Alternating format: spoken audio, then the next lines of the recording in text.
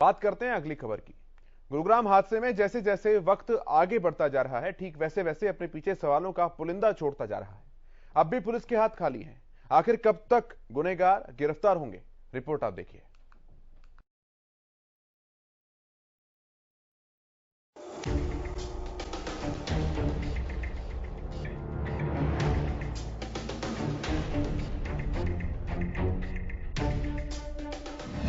मौत का सौदागर builder. Builder की लापरवाही बनी मौत। हादसे के बाद कहां गायब हो गया बिल्डर। साइबर सिटी गुरुग्राम के सेक्टर 109 में चिंटल पैराडीसो सोसाइटी में हुए हादसे पर अभी तक एक भी आरोपी कानून की पकड़ में नहीं आ सका है, जबकि हरियाणा सरकार ने 2 डीएसपी को मामले की जांच करने और आरोपियों को सलाखों के पीछे पहुंचाने का जिम्मा सौंप दिया है। एक तरफ सरकार ने अपने स्तर पर हादसे की जांच के लिए उच्च स्तरीय जांच के लिए कमेटी गठित की है, तो वहीं दूसरी ओर चिंटल पैराडीसो सोसाइटी का बिल्डर अपनी चालें चल रहा है, जिसकी वजह से अभी तक कानून की गिरफ्त में नहीं आ सका है। आरोपियों पर कार्रवाई कब गिरफ्तार होगा आरोपी बिल्डर? अभी तक क्यों नहीं पकड़ा गया आरोपी बिल्डर? क्या बिल्डर के सामने कानून के हाथ छोटे पड़ रहे हैं? 40 घंटे से अधिक समय बीतने के बाद भी बिल्डर नहीं हुआ गिरफ्तार।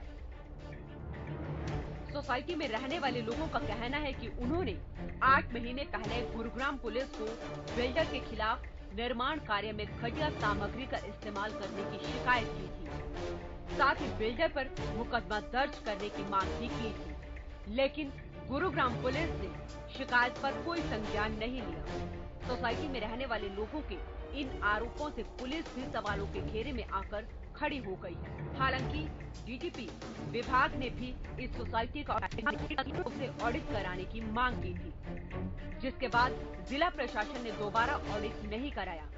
लोगों के ये आरोप कहीं न कहीं बिल्डर के साथ सांठ-गांठ की तरफ इशारा करते हुए दिखाई दे रहे हैं। अभी तक आरोपी बिल्डर क्यों नहीं पकड़ा गया? बिल्डर तक कानून की गिरफ्त से कैसे बचा हुआ है? कुछ ऐसे ही सवाल सोसाइटी के लोगों के मन में भी उठ रहे हैं। हालांकि ठेकेदार के खिलाफ आईपीसी की धारा 304A और 34A के तहत थाने में मामला दर्ज किया गया है। हरियाणा न्यूज के लिए गुरुग्राम से मुकेश मंडल और सुशील सिंह की रिपोर्ट।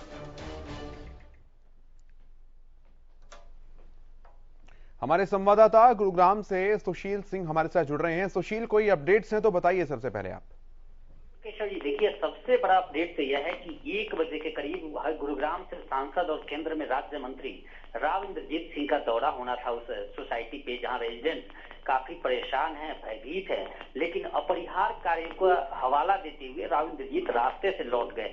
इस बात को लेकर कई सवाल उठ रहे हैं। कुछ कयास ये भी लगाए जा रहे हैं कि कल मुख्यमंत्री का कार्यक्रम होना है। कल इतना बड़ा कार्यक्रम गुरुग्राम में है जिसमें कई केंद्रीय मंत्री भी आ रहे हैं और अस्पताल का शिलान्यास का कार्यक्रम है, और वैसे में राव इंद्रजीत यहाँ जाएंगे। जितने भी रेजिडेंट्स हैं वो रेजिडेंट्स उनसे अपनी आप बीती कहेंगे, और इतनी बड़ी घटना हुई है तो राव इंद्रजीत जरूर मीडिया में कुछ न कुछ बिल्डर के खिलाफ सवालों पे बोलेंगे। मुझे लग रहा है जहां तक कि शायद यही वजह होगी कि इंद्रजीत रास्ते से लौट गए, उस मौके पर नहीं पहुंचे। दूसरी तरफ आपको बता दें कि वहां अभी भी मलबा हटाने का कार्य चल रहा है लगातार। जो एक महिला थी जो फंसी हुई थी, कल उनको देर शाम तक निकाल लिया गया था। हालांकि वो भी मृत पाई गई है। इस पूरी घटनाक्रम में 2 महिलाओं की मृत्यु हुई है, जबकि 2 लोग घायल हुए हैं जिनका उपचार हो रहा है, जिसमें से एक आईआरएस ऑफिसर हैं जिनका इलाज मैक्स अस्पताल में चल रहा है। इस पूरी घटनाक्रम को लेकर जो आरडब्ल्यूएस है, चिंटल पैराडीसो सोसाइटी के जो आरडब्ल्यूएस है, वे लोग काफी परेशान हैं। जितने फ्लैट्स होल्डर हैं, फ्लैट्स के ओनर हैं, वो सारे बाहर हैं और भयभीत है। लगातार प्रोटेस्ट कर रहे हैं, डिमांड कर रहे हैं। आसपास के लोगों ने थाने में भी प्रोटेस्ट किया है, थाने भी पहुंचे थे और इस पर कार्रवाई की मांग कर रहे हैं। साथ ही जो लोग हैं वो बिल्डर्स इस सोसाइटी में, वे कमरे में जाने के लिए तैयार नहीं, अपने फ्लैट में जाने के लिए तैयार नहीं। उनको डर सता रहा है कि कहीं उनका भी फ्लैट इसी तरह धराशायी न हो, वो भी मौत के शिकार न हो, उनके साथ भी कोई अनहोनी न हो। और लगातार वो पैसे मांग रहे हैं, साथ ही वैकल्पिक बात कर रहे हैं कि उन्हें कोई वैकल्पिक व्यवस्था की जाए, वो इस फ्लैट में नहीं जाएंगे। तो ये काफी माहौल वहां देखा जा रहा है। हालांकि मीडिया को फिर दोबारा अंदर जाने की इजाजत नहीं दी जा रही है, बाहर ही रखा जा रहा है। और जो बाउंसर है बिल्डर के, वो वहां तैनात है, सिक्योरिटी पर्सनल तैनात है, पुलिस को वहां तैनात किया गया है कि कोई किसी तरह का रेजिडेंट कोई परेशान न करे। लेकिन लोग जो लोगों के जो सवाल हैं, उन सवालों का जवाब अभी तक ना बिल्डर की तरफ से दिए जा रहे हैं और ना ही पुलिस प्रशासन की तरफ से। लोग पूछ रहे हैं कि जब ऐसी इमारत में वो अंदर जाएं कैसे, अगर उनके साथ हादसा होता है तो जिम्मेदार कौन है। साथ ही वो ये भी डिमांड कर रहे हैं कि उन्हें पैसे उन्होंने करोड़ों रुपए दिए हैं एक सुरक्षित फ्लैट के लिए, सपनों का घर के लिए, और इस सपनों के घर की जगह मौत का घर बना हुआ है, मौत का फ्लैट बना हुआ है, मौत का की गगनचुंबी इमारत बनी हुई है। तो निश्चित तौर पे काफी भयभीत और माहौल अफरा तफरी का यहाँ है। लेकिन किसी तरह से उन्हें कोई सांत्वना कहें या कोई, ना ही बिल्डर प्रबंधन उनसे बात कर रहा है, न ही प्रशासनिक अधिकारी कोई उन्हें आश्वस्त कर रहे हैं। प्रशासनिक अधिकारी लगातार जांच का हवाला दे रहे हैं कि 1 हफ्ते के लिए एडीसी को जांच सौंपी गई है और 1 हफ्ते में रिपोर्ट देंगे। जो विश्राम कुमार मीना गुरुग्राम के एडिशनल डिप्टी मजिस्ट्रेट है, वो रिपोर्ट देंगे और रिपोर्ट के आधार पर आगे कार्रवाई होगी। लेकिन कई सवाल हैं केशव। देखिए, हम लोग लगातार पूछ रहे हैं कि आखिर वो बिल्डर कहाँ है, अशोक सोलेमन और प्रशांत सोलेमन, जिन्होंने बनाया था, जिनके नाम पर चिंटल के जो मालिक है और जो इसका निर्माण कार्य किया था, वो भयाना बिल्डर है जिसको ये निर्माण कार्य दिया गया था। तो आखिर वे लोग कहाँ हैं, उन पर उनकी गिरफ्तारी कब होगी, वो पुलिस के पकड़ में कब आएंगे। साथ ही उन अधिकारियों का क्या होगा जिन अधिकारियों ने एनओसी दिया था, बिना गुणवत्ता जांच किए, बिना उनकी सेफ्टी कंसर्न किए उनको एनओसी दिया गया। और आज 10 साल से पहले, अभी 10 साल भी पूरे नहीं हुए इस बिल्डिंग को, और ये बिल्डिंग धराशायी हुआ और कई जिंदगियों को तबाह कर दिया। साथ ही केशव देखिए, जब हम लोग कल यहाँ रिपोर्टिंग कर रहे थे और परसों से हम डटे हुए थे, हम दिखा रहे थे, तो एक सवाल और लोगों के जहन में था। वो हमसे भी पूछ रहे थे कि आखिर जिनका फ्लैट धराशायी हुआ है, जिनके फ्लैट्स में नुकसान हुआ है, उनकी भरपाई कौन करेगा? क्या ये रेजिडेंट करेंगे या फिर ये बिल्डर करेगा? तो यह भी एक अहम सवाल है और लोग इसको लेकर भी काफी आशंकित हैं, भयभीत हैं। जी केशव। निश्चित तौर पर सुशील, अभी अगर आने वाले समय में समाधान की बात की जाए, क्योंकि कल हम आरएस भाट से भी बात कर रहे थे, डीपीटी गुरुग्राम, और इसके अलावा गृह मंत्री, मुख्यमंत्री, उप मुख्यमंत्री सभी ने ट्वीट किया, संज्ञान लिया इस पूरे मुद्दे के ऊपर। मुख्य बात यही है जो कल भी निकल कर आई कि अब बीच में कोई सरकार की इस तरह की एजेंसी नहीं है, कोई मॉनिटरिंग अथॉरिटी नहीं है जो कंस्ट्रक्शन के दौरान नक्शे पास कराने के बाद उसके क्वालिटी चेक को कंट्रोल कर सके, उसे देख सके। लेकिन अभी अगर त्वरित इसी मुद्दे की बात की जाए सुशील, तो क्या कुछ संभावनाएं दिख रही हैं? नहीं, देखिए, ऐसी कोई एजेंसी की बात नहीं है। जैसे ही एनओसी की बात आती है तो वहां पे सेफ्टी कंसर्न, जब देखिए ओसी दिया जाता है, ऑक्यूपेशन सर्टिफिकेट जिसे कहते हैं, तो उस दौरान सब कुछ चेक किया जाता है। जितने भी बिल्डर फ्लैट्स हैं बनते हैं तो ओसी के दौरान उनकी गुणवत्ता चेक की जाती है। और रेजिडेंट्स भी लगातार उस पर आरोप लगाते हैं, रेजिडेंट्स भी अपनी लिखित में सुझाव देते हैं कि इसकी गुणवत्ता किस तरह से है।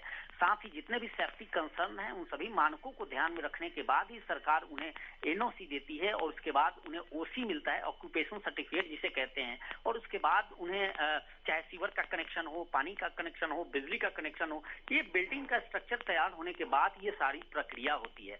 और निश्चित तौर पे टाउन एंड कंट्री प्लानिंग है, यह डिपार्टमेंट जिम्मेदार होता है, अकाउंटेबल है, इनकी जिम्मेदारी है कि इनकी जवाबदेही भी है इनकी कि ये इस चीज का ख्याल रखें। जो रेजिडेंट्स रह रहे हैं, जिन्होंने फ्लैट लिया है, उनके लिए क्या वास्तव में सुरक्षा मानकों का ध्यान रखा गया है? जो प्लानिंग हुई है, जिस तरह से बिल्डिंग तैयार किया गया है, तो बिल्डिंग किस तरह से तैयार किया है? जो बीबीए होता है, देखिए केशव, जब भी कोई बिल्डिंग फ्लोर बनता है तो उसमें एक बायर्स के साथ उनका बीबीए होता है जिसे कहते हैं बिल्डर बायर एग्रीमेंट।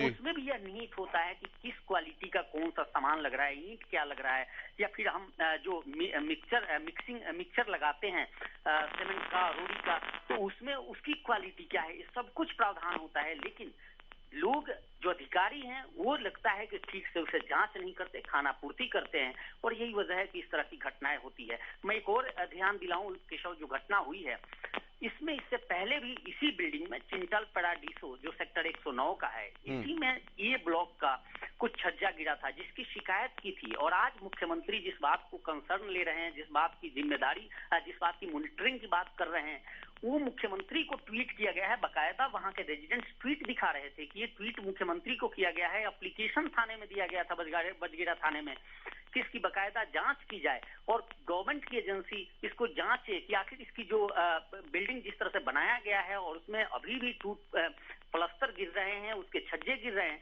तो उस पर क्या कार्रवाई हो। 6 महीने से ज्यादा वक्त बीत गया था और उस पर कोई कार्रवाई नहीं हुई थी। और 10 फरवरी को 6 बजे शाम को जब इस बिल्डिंग का, जिस डी टावर का 7th फ्लोर से जब छत गिरना शुरू हुआ डाइनिंग हॉल का, तो उसके बाद लोग आगे आए और कई लोग तो यह कह रहे थे कि अगर सरकार और प्रशासन जो आज जिम्मेदारी ले रही है, सेफ्टी कंसर्न की बात कर रही है, अगर 6 महीने पहले इसकी जांच की गई होती तो आज इतनी जिंदगियां तबाह नहीं होती, इतना नुकसान नहीं होता।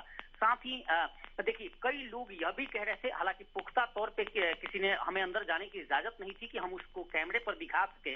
लोग कह रहे थे कि जो ई टावर है इस सोसाइटी का, उस ई टावर में कई जैसे रेजिडेंट्स थे जिन्होंने आपत्ति जाहिर की थी कि उन्होंने पैसे दिए हैं और उस तरह से फ्लैट, कई तरह के मसले हैं सुशील, लेकिन मुख्यतः बात यही है कि आखिरकार समाधान कब तक हो पाएगा, जो दोषी है उन पर कार्रवाई कब तक हो पाएगी। बहरहाल बहुत शुक्रिया सुशील, आपका तमाम जानकारियां विस्तार से हमारे साथ साझा